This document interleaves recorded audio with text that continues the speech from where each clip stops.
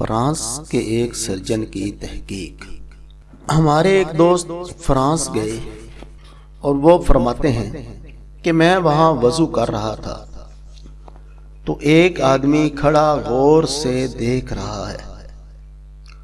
میں نے محسوس کیا لیکن خیر میں وضو کرتا رہا۔ جب میں نے وضو مکمل کیا تو اس نے مجھے بلا کر پوچھا کہ آپ کون ہیں؟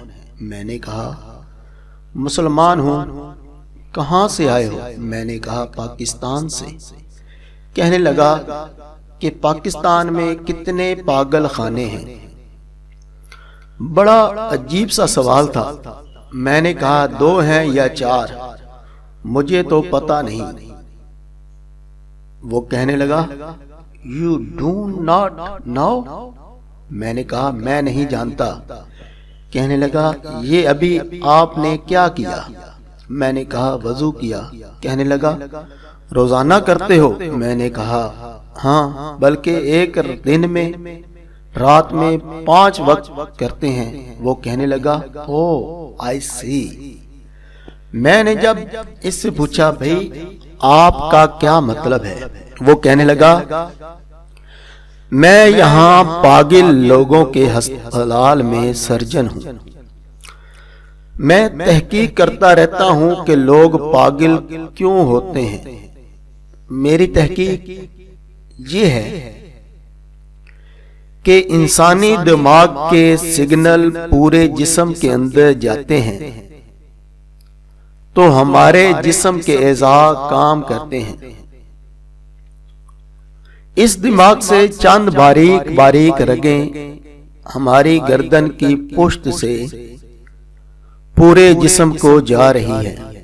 میں نے ریسرچ کی ہے کہ اگر بال بہت بڑھا دیے جائیں اور اس گردن کے پچھلے حصے کو بہت خشک رکھا جائے تو رگوں کے اندر کئی دفعہ خشکی پیدا ہو جاتی ہے۔ رگیں کھینچتی ہیں تو کئی دفعہ ایسا بھی ہوتا ہے کہ انسان کا دماغ کام کرنا چھوڑ دیتا ہے۔ اس لیے ڈاکٹر نے سوچا کہ اس جگہ کو دن میں 4 دفعہ تر رکھنا چاہیے۔ میں نے آپ کو دیکھا ہے کہ آپ نے ہاتھ منہ تو دھویا ہی ہے لیکن گردن کی پچھلی طرف بھی آپ نے کچھ کیا ہے۔ اس لیے آپ لوگ کیسے پاگل ہو سکتے ہو؟ سبحان اللہ، سبحان اللہ۔ معزز سامعین، سائنسدان آج یہ تحقیق کر رہے ہیں لیکن ہمارے پیارے نبی حضرت محمد صلی اللہ علیہ وآلہ وسلم نے ہمیں کئی 100 سال پہلے اس کی افادیت بتا دی۔ اللہ تعالی ہمیں حضور نبی کریم صلی اللہ علیہ وآلہ وسلم کے فرمان کے مطابق زندگی گزارنے کی توفیق عطا فرمائے۔ آمین یا رب العالمین۔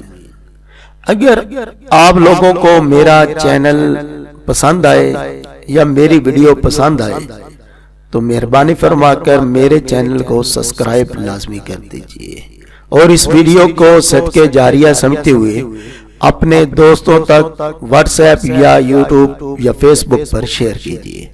آمین یا رب العالمین۔